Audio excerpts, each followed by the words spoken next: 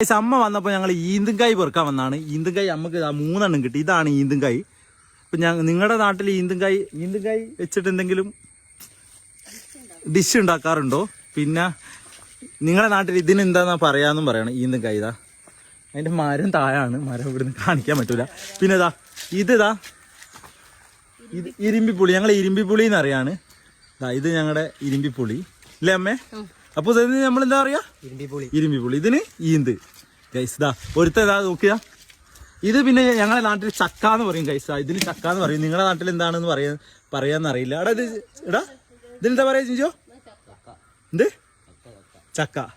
അപ്പൊ ഇതിന് ഞങ്ങൾ കൈങ്ങ് എന്നാണ് പറയാ. അടുക്ക കൈങ്ങ്, കവുങ്ങ്. സോറി, ഞങ്ങൾ ഇങ്ങനെ പറയാ കവുങ്ങ് എന്നാ പറയാ. കൈങ്ങ്. ഇതിന് ഞങ്ങൾ വായാന്ന് പറയും. നിങ്ങളുടെ നാട്ടിൽ എന്താ പറയാന്ന് പറയണം. ഏത് എന്തോ ഉണ്ട്, അതും കൂടി ഞാൻ ചോദിക്കാം.